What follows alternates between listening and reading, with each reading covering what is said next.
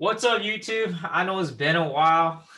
Haven't made any videos lately, just talking about FTMO. But I wanted to talk more into trading techniques, strategies, back to mindset, and so want to dive in and go into what I'm really seeing for this upcoming year and what I'm thinking what's going to happen with the presidential election. So, with no further ado, let's go ahead and get into this.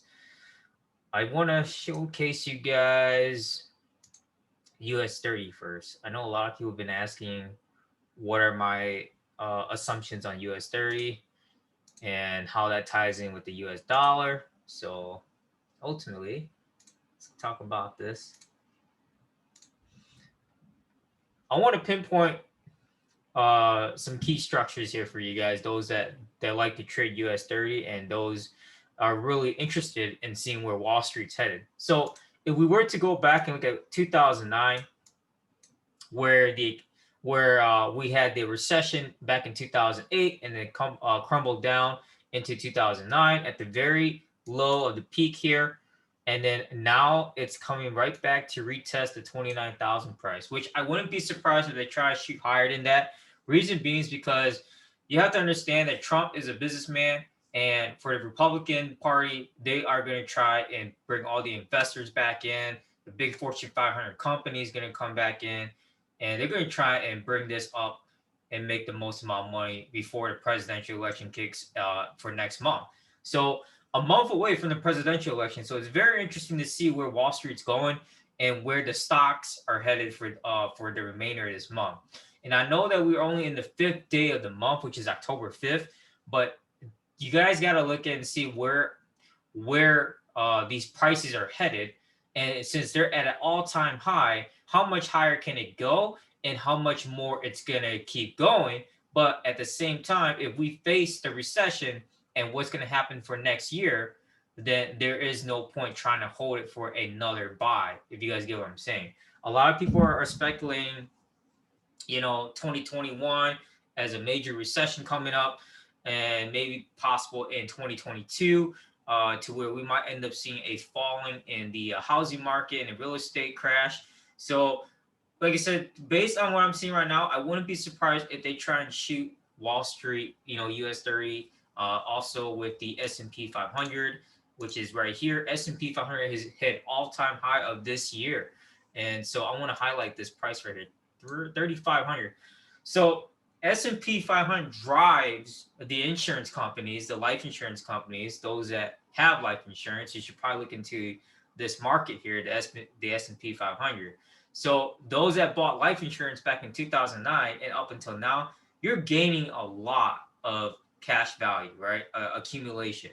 So very important to see where this is headed to. And also with the US dollar. So this is very interesting, right? People would be like, well, if the US dollar index is going up, then wouldn't we buy Wall Street at the same time?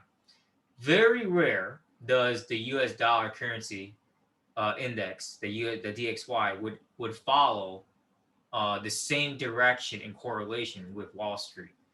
The times that I'd see it follow together is when there's news, like United States releasing high impact news. It could be non-farm payroll. It could be the federal interest rate decision. It could be maybe Trump even doing something, right? So pretty interesting to see the value of the U.S. dollar currency index going down and Wall Street going up. That's just the way I've been seeing it. They just been in an inverse correlation setup from what I've seen in the past couple of years of me trading this. So like I said, I just want to give you guys, my full analysis where I'm going with this and, where my predictions are.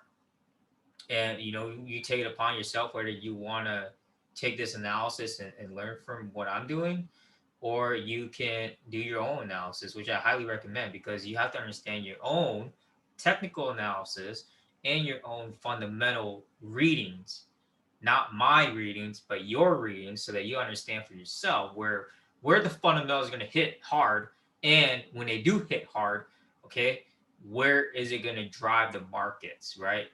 and what's going to go up when there is a recession, or when the markets of the currency markets are actually fluctuating back and going back down again. So that's another thing to pay attention to. And I just want to give you guys my full insight on this, just for you guys to be aware of, because we're in the fourth quarter. And on top of that, the presidential election is next month. And what is going to happen during tax season of next year, right? So there's a lot of speculation going on. And I want to dive down into, like I said, the US 30 and the DXY right here for you guys. Just to give you guys, my personal opinion where the markets are going to go, where I'm anticipating, and for the future. And what could happen, what could possibly happen if we get a new president, right? So if the Democrats come in and drive the markets back down or drive the markets back up, or it's going to be at a really low conservative pace. So very, like I said, a lot of interesting factors that are happening with the markets, and you just gotta stay tuned for this month. I understand that. I mean, Halloween is this month, but Halloween has no holiday, factor in this. So do not count Halloween as a U.S. Holiday. It is, but it's not like a federal holiday. So, but just pay close attention. So I feel like I'm just repeating myself. Pretty sure you guys probably wondering about gold. Gold is still on a very bullish trend, even though it had its major impact going back down for the past 2 months, right?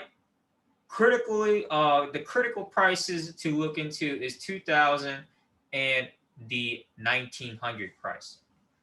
So some of you guys are probably saying, well, it is a really strong bearish engulfing candle on the monthly, but also be mindful that it's been going up ever since since 2019. And so what I'm highlighting right here is that fundamentals have been driving, right, from year to year, 2019, 2020, and now we're coming up to 2021.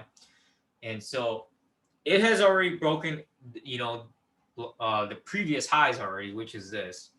So wouldn't be surprised if it comes back to retest even higher. And the question is, how much are they going to drive gold up for the next year, or the next 2-3 years, or even the next 5 years? So for me personally, I wouldn't be surprised if they shoot this price up, maybe 3,000-4,000 in the value of the price of gold. And I know it sounds kind of like overboard, like counting the price of Bitcoin, but wouldn't be surprised if this becomes the next Bitcoin. So I know it sounds kind of weird for me saying this, but crypto has its own issues, and crypto has not been really being determined as a final currency to be used in all countries.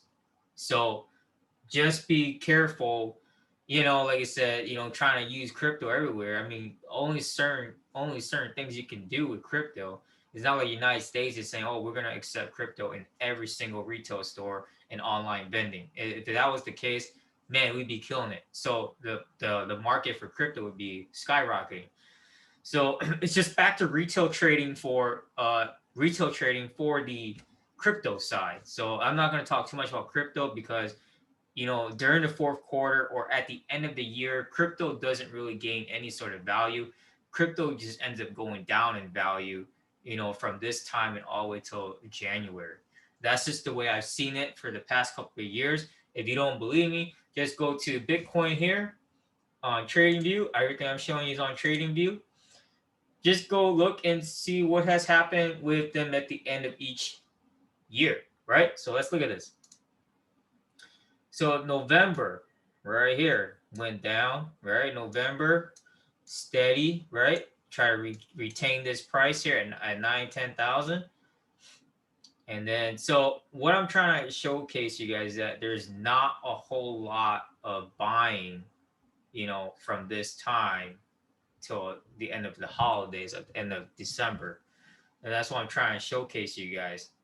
And if you look at the beginning of 2019, there was some buying pressure, right? Same thing at the beginning of 2020.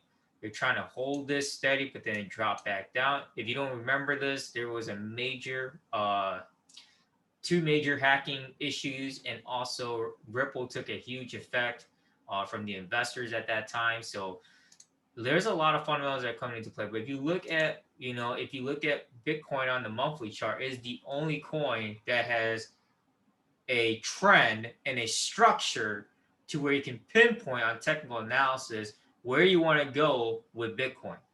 All the other coins don't really have like a 10-year, 20-year mark of trend structures to where you could say, oh, at this year or at this month or at this given time, we could possibly look and see maybe a possible reversal, maybe a possible buying opportunity, possible support, resistance. And so that's why I just look at Bitcoin. I'll just be honest right now. Bitcoin's the only one that has a trend market structure, for the past 10, is it 10 years? Yeah, 10 years. But I mean, obviously they're only doing it for 2014. But obviously we didn't really see a whole lot of action until 2017 anyway. So from 2017 into 2020, that is the only trend structure with price, price trend structure where we're looking at for candlesticks, those that are into naked Forex trading. But let's go back and I know some people were talking about oil. I wouldn't be surprised if they drop oil back down again. OPEC and Middle East are going at it quite a bit. So you pay attention to what OPEC is going to be doing along with the Middle Eastern countries such as Saudi Arabia and I forget the other one. But the ones that are really heavily weighed on the exports and imports with oil here. Canada is also a huge exporter for oil, but obviously I haven't really heard too much about Canada. So I'm speaking a lot about the fundamental side and and my fundamental analysis of where things are going, because I don't think I talk too much about my fundamental trading, and I want to be able to give you guys my full insight what a potential outcome might be. I can't just be. I'm not, like I said. I'm not. What I want to say. I'm not like a fortune teller or some guy that came from 5 years in the future and say, you know what, this is what's gonna happen in the markets and this is how we're gonna do it. No, we can only anticipate so much where the market's gonna go. We can only anticipate and analyze the technical side and also on the fundamental side. But the fundamental side is gonna play a huge part what has happened from last year until this year and what could possibly happen for next year. And so, what's up? Okay. All right. Well, I will cut this video short. I gotta take my kid for makeup removal, and we're gonna do some virtual learning. So I've been doing virtual learning like crazy, and yeah, it's just I don't know. Those of you that are stay at home, I'm gonna have to ask this question. Those of you that are stay home parents, how do you guys do virtual learning with your kids? Because I know it's stressful. So those of you that are doing virtual learning back at home here, especially those of you that have kids. But anyways, hope you guys have a great hope that this week has been very successful for you guys. I hope more success for you guys. And don't ever stop. Like I said, don't ever stop learning, but eventually, don't stop growing for who you are and who you want to be.